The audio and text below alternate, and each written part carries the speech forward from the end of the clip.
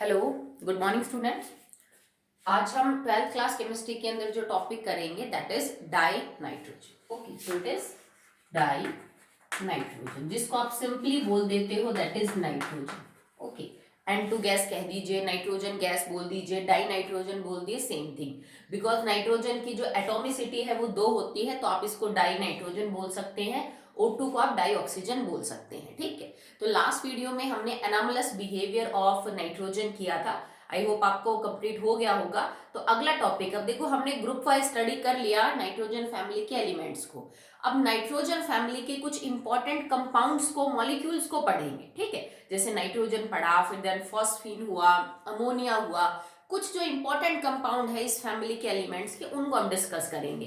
तो उसी सीरीज में फर्स्ट कंपाउंड आपका रहेगा that is nitrogen. Okay, so it was first discovered by Daniel Rutherford. Daniel Rutherford scientist था जिसने इसको सबसे पहले डिस्कवर किया था, नाइट्रोजन गैस को। ठीक है, एटॉमिसिटी 2 है, that's why we can also called is as die nitrogen.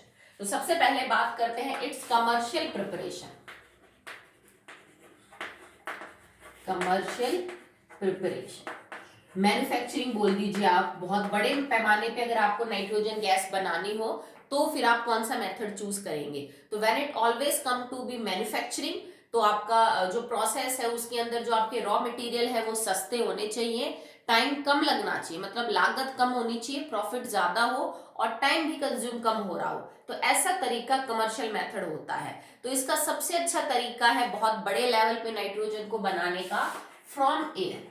Because हवा के अंदर ऑलमोस्ट 78% नाइट्रोजन है और 21% के आसपास ऑक्सीजन, और जो बचा हुआ 1% है that contains all the different type of gases जो भी बच गई उसमें।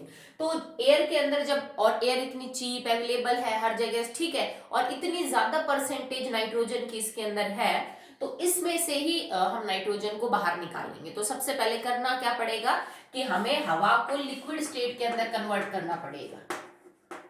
ठीक है, because air is a mixture of gases. भाई ये गैसेस का मिक्सचर है, तो आप इसके ऊपर क्या करेंगे, टेम्परेचर बहुत ज्यादा कम कर देंगे, प्रेशर बहुत ज्यादा हाई कर देंगे, तो जो एयर है उसका लिक्विफेक्शन हो जाएगा, वो लिक्विड स्टेट के अंदर कन्वर्ट हो जाएगा। ठीक है, अब आपने एयर को लिक्विड के अंदर कन्वर्ट कर दिया, तो एक्चुअली में इस लिक्विड के अंदर लिक्विड नाइट्रोजन भी अवेलेबल है और इसके अंदर लिक्विड ऑक्सीजन भी अवेलेबल है, प्लस में 1% बाकी जो गैसेस है वो भी लिक्विड में कन्वर्ट हो चुकी हैं। अब हम इस लिक्विफाइड एयर का करेंगे fractional distillation. Now fractional distillation, हम अब इसका फ्रैक्शनल डिस्टिलेशन करेंगे। और फ्रैक्शनल डिस्टिलेशन बेस्ड ही किस चीज के ऊपर होता है? On the difference of boiling point, कि बॉइलिंग पॉइंट जो आपने ले रखे हैं दो लिक्विड्स के, उनमें अंतर कितना है, 25 केल्विन या 25 डिग्री से कम है, तो हम फ्रैक्शनल डिस्टिलेशन यूज करेंगे। और अगर नाइट्रोजन और ऑक्सीजन की केस में आप बात करें तो लिक्विड नाइट्रोजन का बॉइलिंग पॉइंट 77 केल्विन के आसपास है और ऑक्सीजन का दैट इज ऑफ 90 केल्विन। ठीक है, तो इसका मतलब यहाँ पे जो बॉइलिंग पॉइंट रहेगा उस इस रेंज में है, और आप आराम से, क्योंकि इनके बीच का जो डिफरेंस है that is not so small, आप फ्रैक्शनल डिस्टिलेशन से इनको आराम से सेपरेट आउट कर सकते हो। जिसका बॉइलिंग पॉइंट कम होगा वो पहले बाहर हो जाएगा। ठीक है, और उसके बाद बॉइलिंग पॉइंट रिमेन्स कांस्टेंट जब तक कि पूरा का पूरा वो लिक्विड वेपर में कन्वर्ट नहीं हो जाता। फिर दूसरा जो बॉइलिंग लिक्विड है उसका आपका कन्वर्जन स्टार्ट होगा, तो नाइट्रोजन बाहर निकल जाएगी आराम से। ऑक्सीजन के बॉइलिंग पॉइंट में थोड़ा भी डिफरेंस है, तो उसके जो वेपर निकलेंगे, क्योंकि तुमने लिक्विड को हीट किया है फ्रैक्शनल डिस्टिलेशन में, उसके वेपर बनेंगे। ठीक है, बॉइलिंग पॉइंट का मतलब वेपर बनेंगे, और फिर उन वेपर को ले जाके हम क्या कर लेंगे, ठंडा।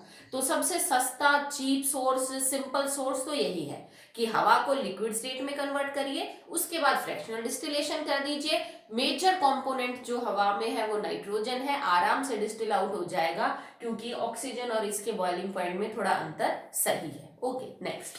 तो अगर आपको लैब में नाइट्रोजन गैस बनानी हो, सो फॉर लेबोरेटरी प्रिपरेशन, अगर आपको लैब में बनानी है तो लैब में बनाने के लिए हम अमोनियम नाइट्राइट का डिकम्पोजिशन करके इसको बनाएंगे, बाय डिकम्पोजिशन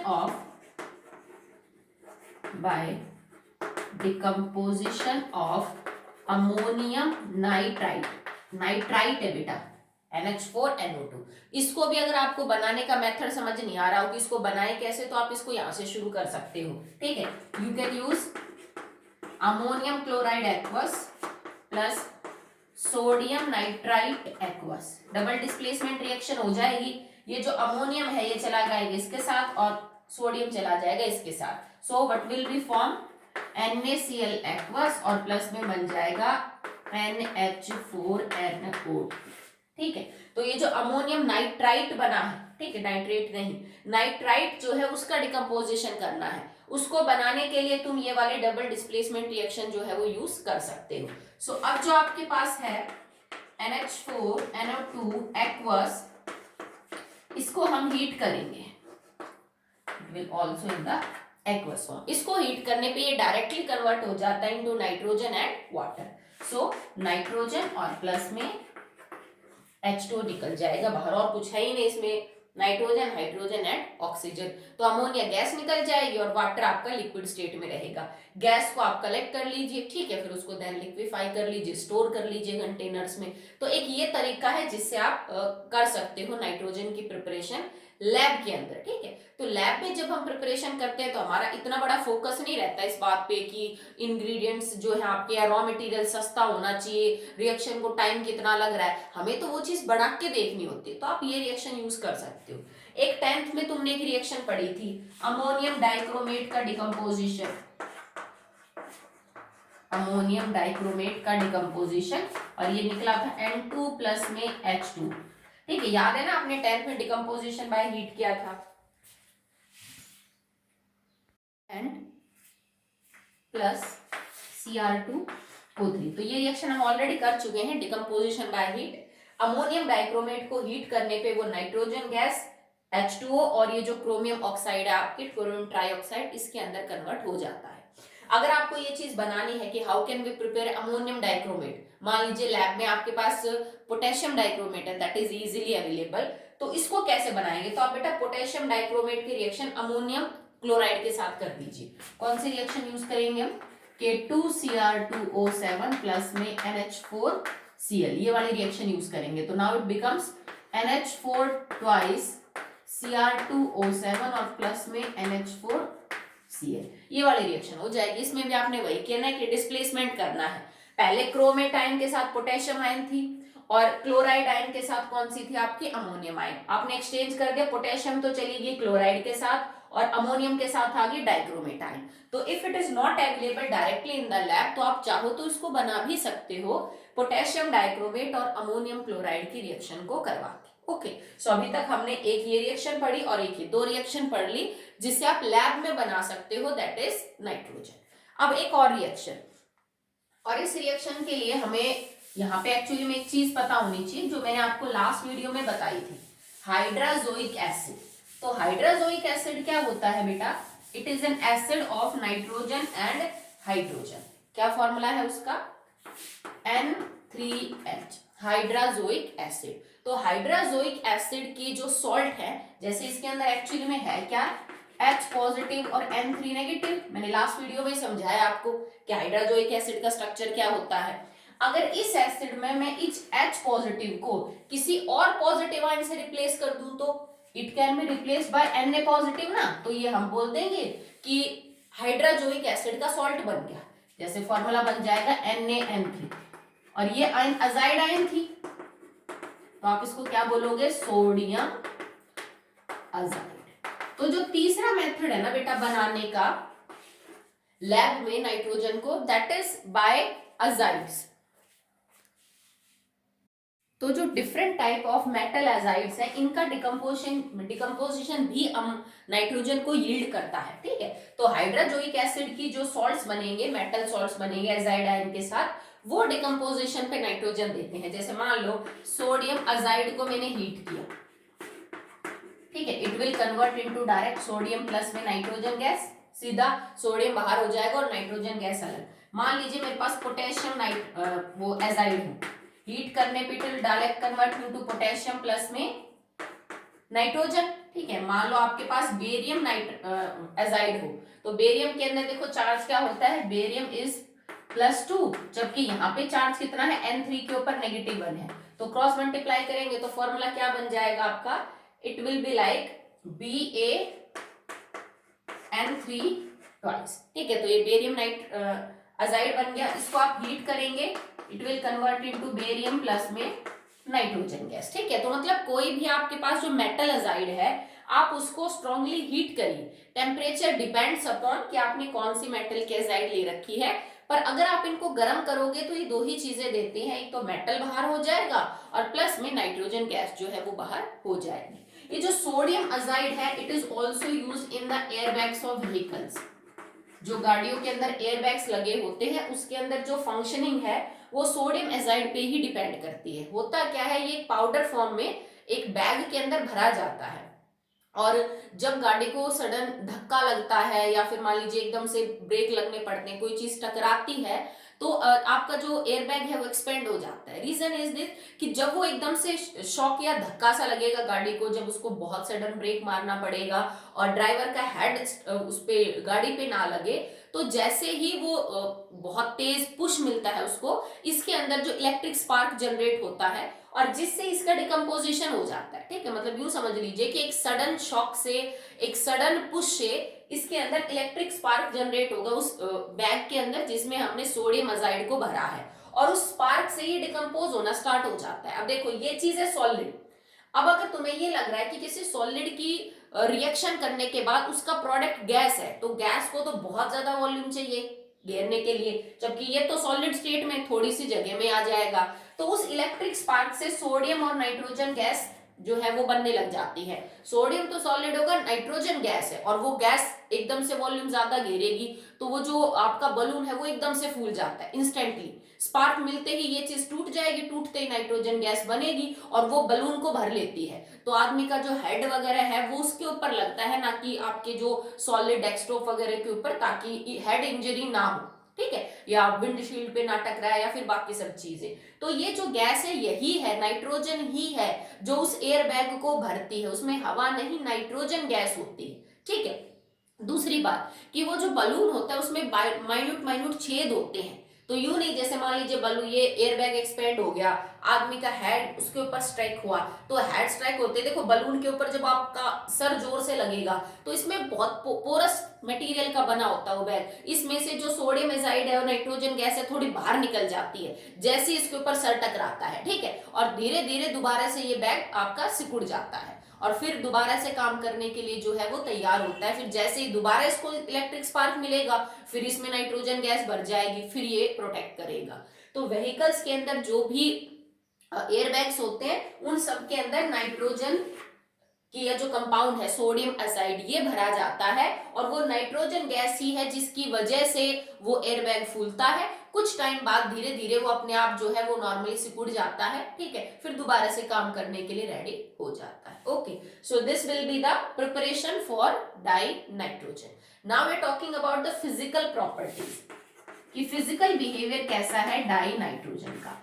तो अगर हम इसकी बात करें तो it is a colourless, odourless, toxic, non toxic gas. Okay, ये टॉक्सिक नहीं है, कोई नुकसान नहीं होता। अभी हम ब्रीथ करते हैं 78% नाइट्रोजन के एटमॉस्फेयर में, ना कोई कलर है ना कोई टेस्ट है, ना हमें कोई नुकसान पहुंचाती है। But it does not mean कि अगर आप सिर्फ नाइट्रोजन के कांटेक्ट में रहते हैं बहुत ज्यादा तो ऑक्सीजन की कमी की वजह से प्रॉब्लम हो सकती है। ठीक है, दैट नाइट्रोजन बहुत ज्यादा है और ऑक्सीजन शॉर्टेज है वहां पे, तो एनिमल्स को हमें दिक्कत महसूस हो सकती है अगर हम ऑक्सीजन की कमी फेस करें तो। ओके, वैसे कोई टॉक्सिक इफेक्ट इसका देखने को नहीं मिलता। ठीक है, ये दो आइसोटॉपिक फॉर्म्स में मिलेगा आपको, एक नाइट्रोजन 14 होता है, एक नाइट्रोजन 15 होता है। You all know about that. Okay, it is slightly soluble in water, बहुत ज्यादा पानी में सॉल्युबल नहीं है, स्लाइटली सॉल्युबल इन वाटर। कारण क्या है बेटा, वो गैसेस ना ज्यादा सॉल्युबल होती हैं पानी के साथ, that can form some compound with water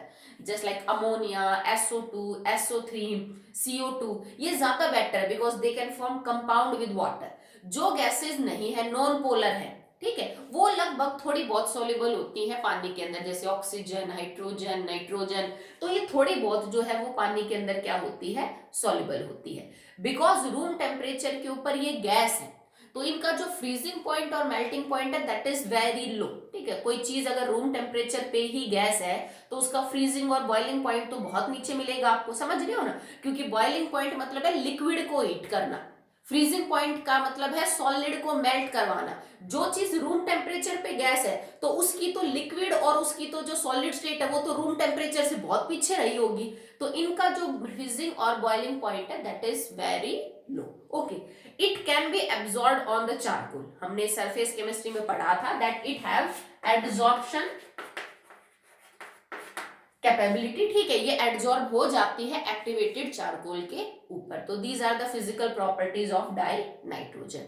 now will go with the chemical properties. अब हम केमिकल प्रॉपर्टीज की बात करेंगे कि नाइट्रोजन किसके साथ कैसे कैसे जो है रिएक्शन शो करती है।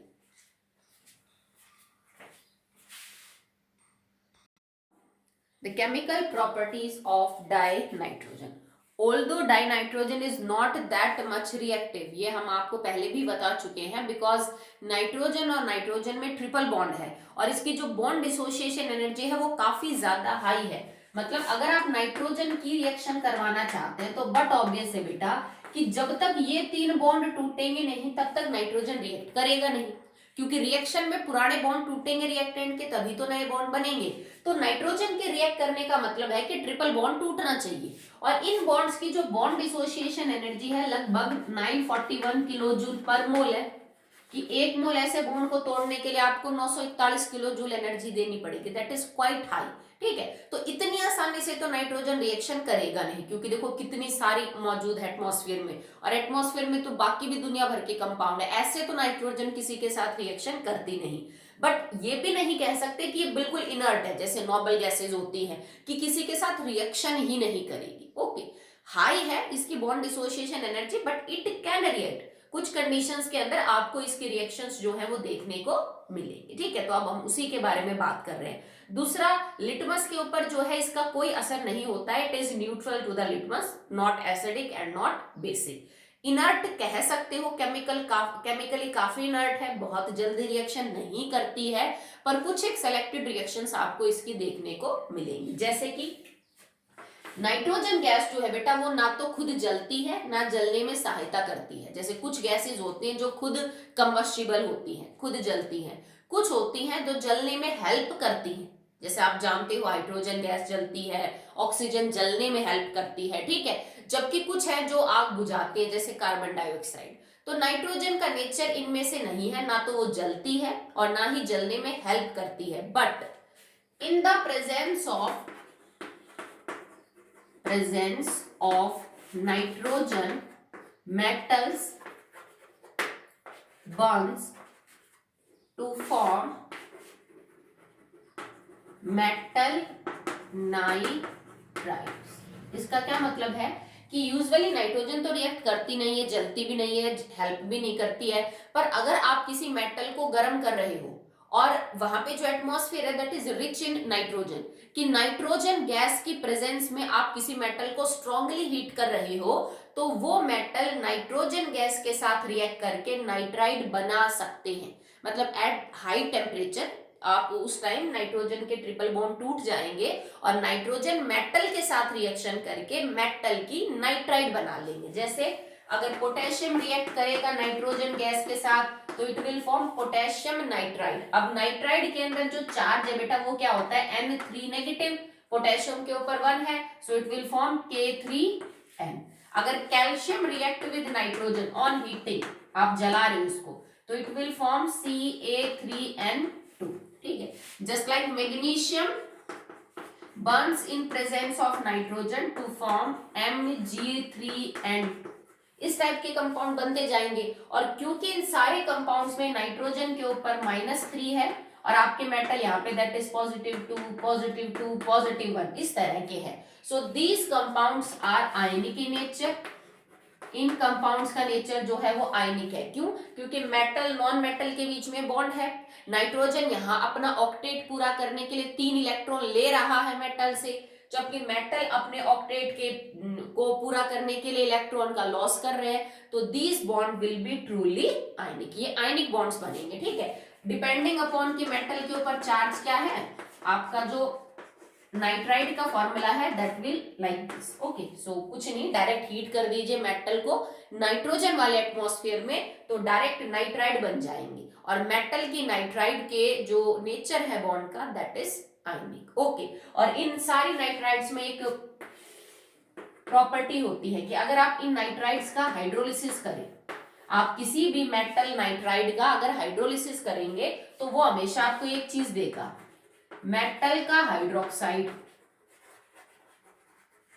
और plus ammonia.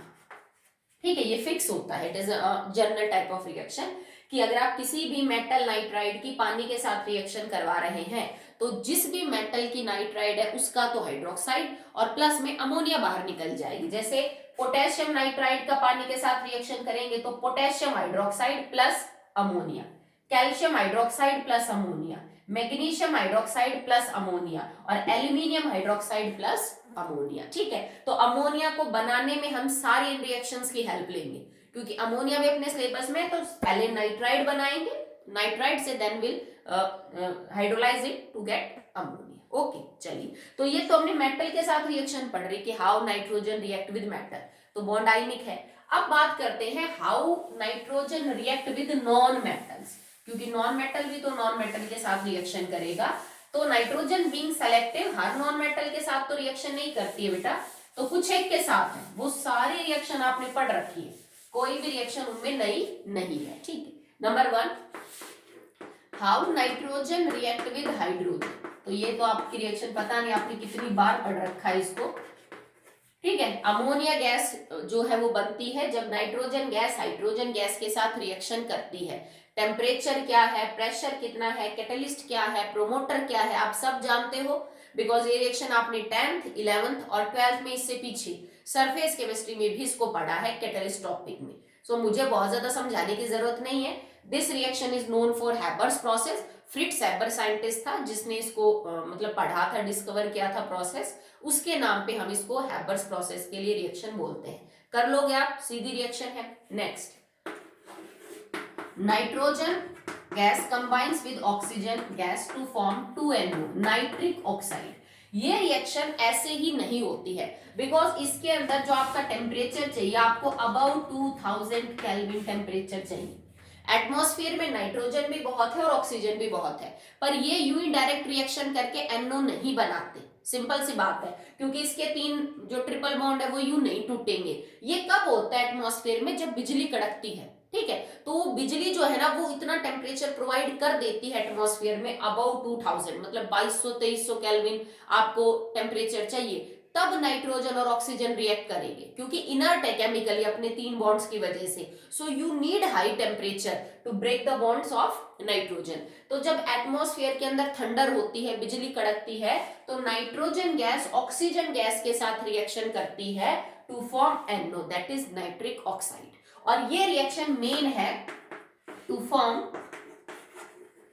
Nitric acid HNO3। पर नाइट्रिक एसिड के बनाने का जो प्रोसेस अब तक हमने देखा है that is by Ostwald process. Nitric acid को बनाने की जो रिएक्शन हम यूज करते हैं वो ओस्टवाल्ड प्रोसेस की है, पर ये भी एक तरीका है HNO3 को बनाने का, इस रिएक्शन को यूज करके, और उस टाइम उस प्रोसेस को बोलेंगे बर्कलैंड एंड आइड प्रोसेस। क्लियर है? जैसे H2SO4 को बनाने के 2 मेथड होते हैं, one method is lead chamber process, one is contact process. तो इससे पहले जो नाइट्रिक एसिड को बनाने का प्रोसेस है वो आपका था ओस्टवाल्ड। इस मेथड से अगर बनाओगे इस रिएक्शन को यूज करके, that will be Birkeland and Eyde process. I hope आपको समझ आ गया होगा। ठीक है, कि ये अबाउट 2000 2200-2300 केल्विन के ऊपर की जो रिएक्शन है ये वो होती है। ठीक है, चलिए आगे देखिए इसकी रिएक्शन थर्ड। ठीक है, तो देखो हमने जो भी रिएक्शन करवाई है वो आपकी यहाँ पे भी जो टेम्परेचर रहेगा दैट विल बी अबाउ 700 जो केल्विन है उसके आसपास आपका टेम्परेचर रहता है। This reaction is reversible, so according to Le Chatelier principle you can predict कि अगर आपको अमोनिया ज्यादा चाहिए तो आप कैसे रिएक्शन को हैंडल करेंगे। ठीक, third, nitrogen can react with alumina. So what is alumina? It is Al2O3। ठीक है, तो एल्यूमिना के साथ भी जो नाइट्रोजन है वो रिएक्शन करता है, but in the presence of carbon, carbon भी साथ लेंगे।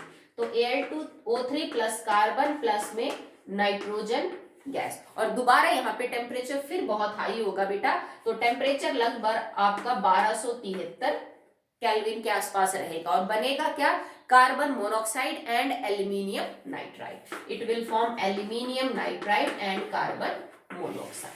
ठीक है, तो alumina with carbon nitrogen, temperature range is high that is 1273 kelvin, aluminium nitride and carbon monoxide. Okay, next is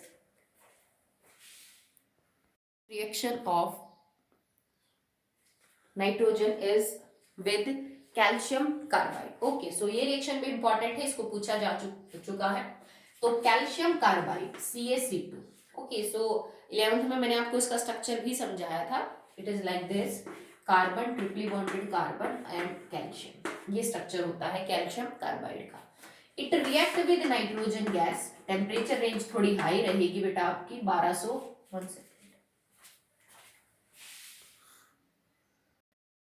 that will be 1273 kelvin. ठीक है, तो 1273 केल्विन के आसपास आपका टेम्परेचर रहेगा और बनेगा क्या, इट विल फॉर्म CaCN2। ठीक है, इसको हम बोलते हैं बेटा calcium cyanamide plus carbon. It is calcium cyanamide plus carbon. ये जो कैल्शियम साइनामाइड है, it is also very important. अगर आप इसका हाइड्रोलिसिस करेंगे CaCN2, if it gets hydrolyzed, it will convert into CaCO3 plus में अमोनिया। तो इसको भी अमोनिया को बनाने में यूज किया जा सकता है, फर्टिलाइजर्स वगैरह बनाने में इसको हम अक्सर यूज करते हैं। ये जो कंपाउंड है CaCN2 प्लस कार्बन, इन दोनों चीजों के मिक्सचर को हम बोलते हैं नाइट्रोलिक। ठीक है, and it is also use in the manufacturing of various fertilisers, क्योंकि इसके रिएक्शन अगर आप पानी के साथ करवाओगे तो इट कैन यील्ड अमोनिया। और आपको पता है कि नाइट्रोजन पौधों के लिए कितना जरूरी होता है, they can't take directly from atmosphere, so हम नाइट्रोजन की कमी को पूरा कर सकते हैं। तो खाद वगैरह बनाने के अंदर आप इस कंपाउंड का जो है वो यूज कर सकते हो। नेक्स्ट टॉपिक आपके पास है दैट इज एटॉमिक नाइट्रोजन क्या होती है, या जिसको आप नेसेंट नाइट्रोजन बोलते हो, बिकॉज यूजुअली तो ये एलिमेंटल स्टेट तो इज N2। तो जो अकेला नाइट्रोजन का एटम है जिसको हम एटॉमिक नाइट्रोजन या नेसेंट नाइट्रोजन बोलते हैं, how can we get it. तो आपको करना क्या है, नाइट्रोजन गैस के अंदर से इलेक्ट्रिक स्पार्क प्रोड्यूस करना है, इसको इसमें से पास करना है, sorry, electric spark at low pressure. Pressure कम हो नाइट्रोजन गैस के ऊपर, लो प्रेशर के अंदर आप इलेक्ट्रिक स्पार्क दीजिए, pressure it can be like 2 mm। तो ये टूट जाता है, नाइट्रोजन का जो मॉलिक्यूल है वो 2 एटम्स में टूट जाएगा। ठीक है, N2 का जो मॉलिक्यूल है वो टूट जाएगा into 2N atoms at very low pressure अगर आप इलेक्ट्रिक स्पार्क दोगे। और क्योंकि जब ये नेसेंट नाइट्रोजन में या एटॉमिक नाइट्रोजन में टूटेगा तो इसका ऑक्टेट पूरा नहीं होगा, so it becomes very reactive. ठीक है, तो ये बहुत ज्यादा रिएक्टिव हो जाएगा।